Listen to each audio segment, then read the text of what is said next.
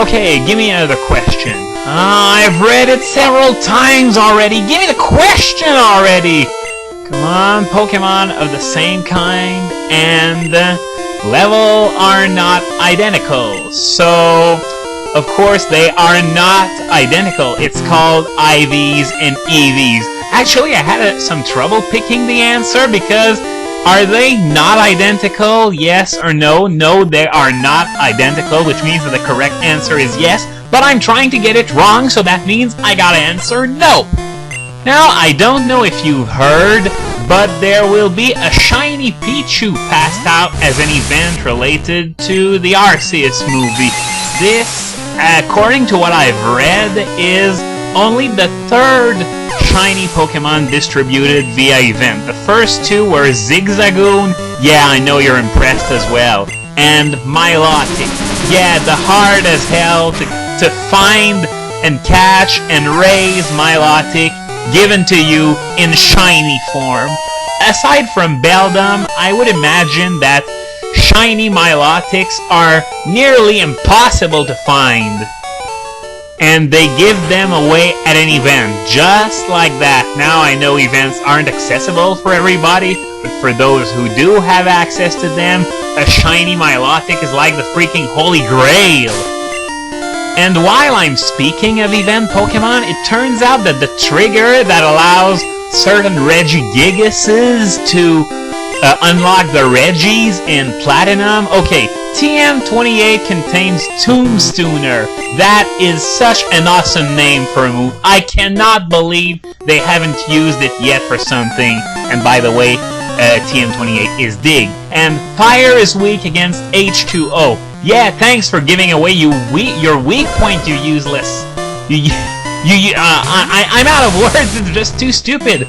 Why not have the giant enemy crab from Genji 2 just say, flip me over and attack my weak point for massive damage while we're at it?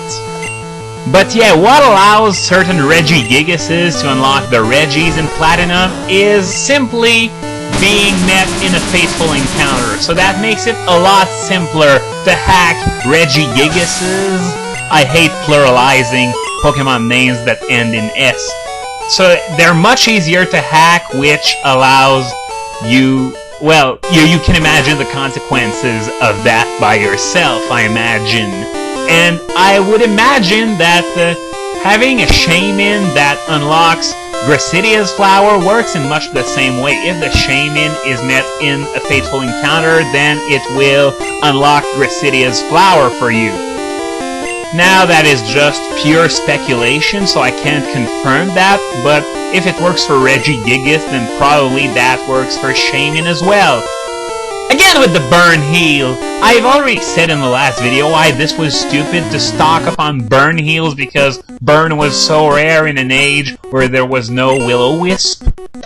But the battle begins with a level 42 Growlithe. You know what? In Yellow, this battle is much better because although there's one less Pokemon, they're all fully evolved as it should be in the 7th Gen, and their levels are much, much higher. So it's a lot harder in Yellow. Why didn't I do that? Why didn't I do this LP for Yellow? Probably because I wanted Bulbasaur as a starter instead of, you know, getting it quite a ways in, and Bulbasaur is so confusing to get in Yellow. But yeah, Growlithe and Ponyta down. Now it's time for Rapidash, which goes down to Psychic just as well. But here comes the big beast of Blaine's team, an Arcanine, which is at level 47. Now, is one Psychic going to be enough? That's going to be interesting to look at. No, it's not enough. It leaves it like at one quarter of its health, maybe a little higher, but that is a second Psychic is enough, and it did Roar for some reason, which does absolutely nothing in trainer battles. And this is a gym leader. That guy gave his big beast a move that does absolutely nothing in trainer battles. This is supposed to be a major boss fight, guys! Why did you blow it so hard? Now he's gonna give me the Fire Blast TM. Hopefully I have enough place, please. No! I I don't have enough room in my bag. Now I gotta backtrack all the way back to the Pokemon Center and make some room for it. Now I'm not going to deposit the secret key right away because I might need it to come back in. I've never actually tried to come back without the secret key once I had done the gym, and I'm not going to try it right now because it would just be a real time waster. But if I think of it once I'm done with this video or maybe a later one, I'm going to try it for fun and bring back some news regarding this once I've done it and I record another video. So yeah, I'm going to just give me a minute there. I'm going to get rid of my excess junk. Hopefully I don't run out of space in my PC. That would really be rock bottom if I ran out of space in my PC as well. So yeah, the Fire Blast TM, I already know what I'm gonna do with it. I'm going to give it to Moltres because Fire Spin and Peck won't carry me very, very far. So I'm gonna at least give it Fire Blast and also Toxic to work in conjunction with Fire Spin. I've already covered how awesome that combo is in game. Don't try it competitively, but it's still awesome in game. Blah blah blah, just give me the TM already.